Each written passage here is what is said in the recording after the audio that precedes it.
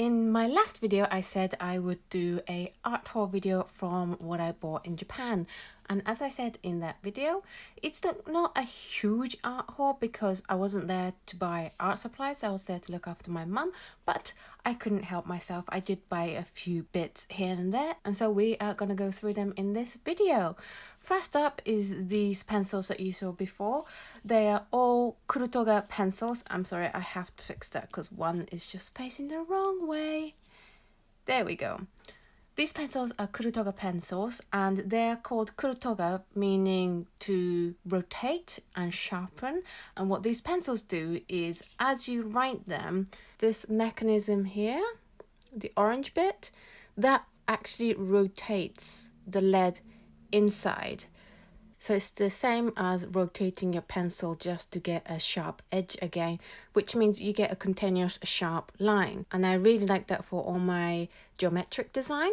And I've never really experienced the wide range of leads you can get in Japan in mechanical pencils. My two favorite ones that I normally use are the 2Bs and the Bs, and I've never really experienced the rest. So I thought I'd buy the wide range that is available from 4H to 3H, 2H, H, F. I've never seen F before, and I'm not quite sure whether it actually fits on this scale, but I put it in with the blues, which are for the H's, and then HB, B, 2B, 3B, and 4B.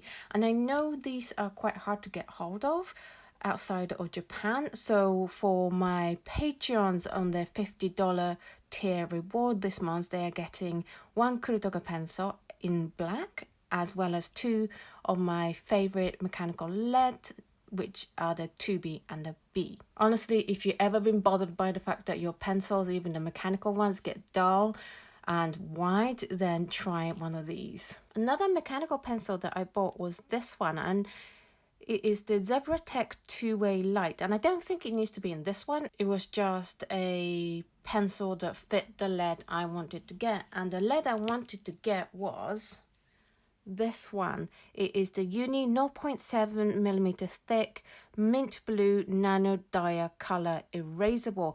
I saw this, I got really excited. It's actually a whole range. You can get a rainbow of these colored leads. As you can see, these are blue leads rather than black leads, and there are so many different colors. And I was very excited by this because it's erasable, which means it makes a really good pencil for doing sketchings with. And I was excited that they had this light blue color that is perfect for sketching under your watercolor. So you get this nice, almost like a photo blue one. Let's see. I have this Prismacolor Color Erase, the Copy Not NP Blue, which is supposed to be one that is good for doing sketches with because the watercolor kind of blends in. It's not quite the same color, but it's almost the same, which is good enough for me. And I always prefer personally to use a mechanical pencil rather than a normal leaded pencil. I don't know why, but I'm just more comfortable with a mechanical pencil. So I got this pencil, which can take a 0.7 lead. There's actually not that many out there that can take a 0.7 lead. And I got it in the blue to match the lead color. I just noticed while I was filming this pencil, can you see it? There's a thing that says lock, and this feels like it twists. What is that? Oh, wait. Oh, I just moisturized my hand, so I don't know if I can do this. But there's a lock? Okay, so it says, once you take the lock off, if you shake it, the lead will come. So let's test this. I had no idea it did this. Which way do I shake? So there's this heavy weight that I hope you can see that just shifts.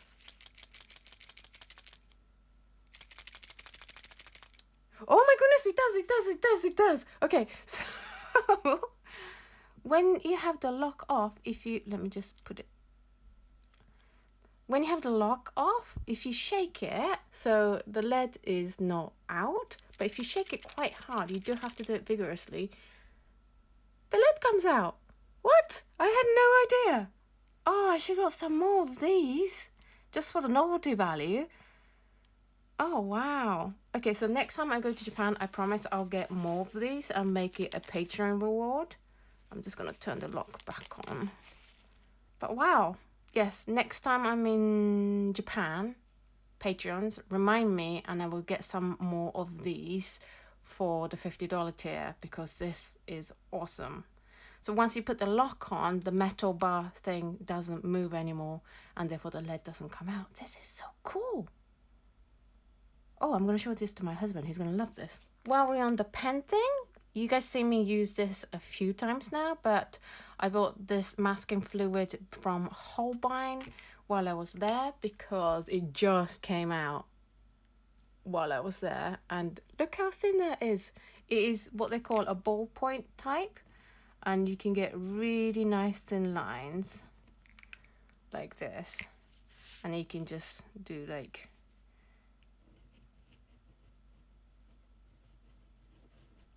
You can write letters with it, make geometric shapes with it.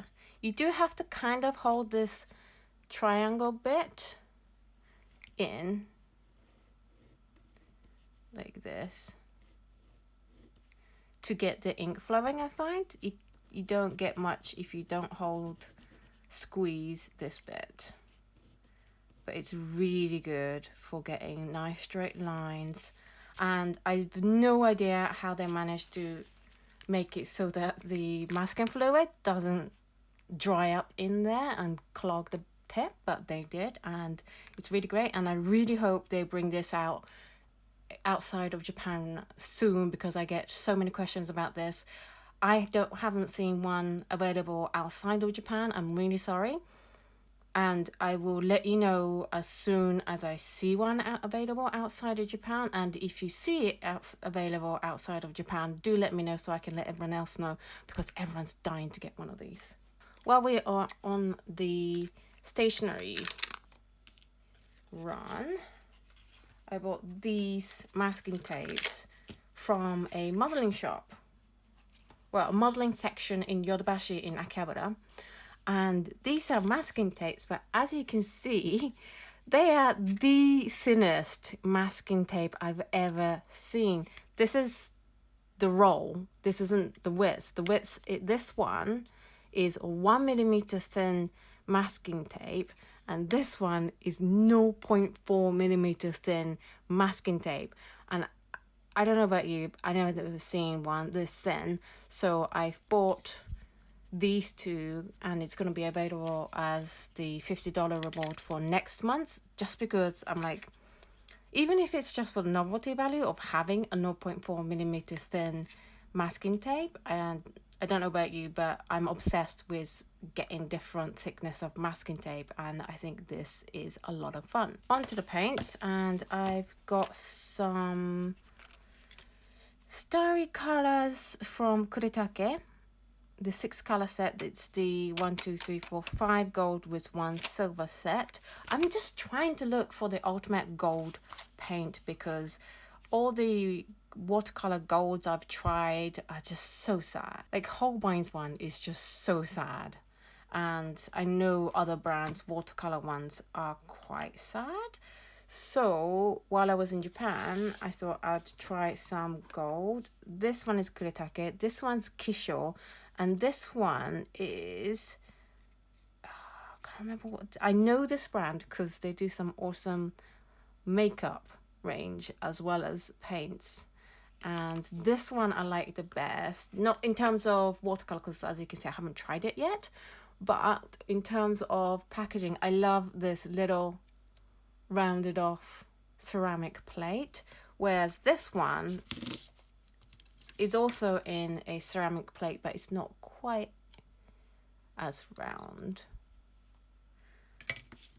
And then this one I think is in a plastic tray. Oh, it's in individual plastic, those large pans that the Kuretake ones come in.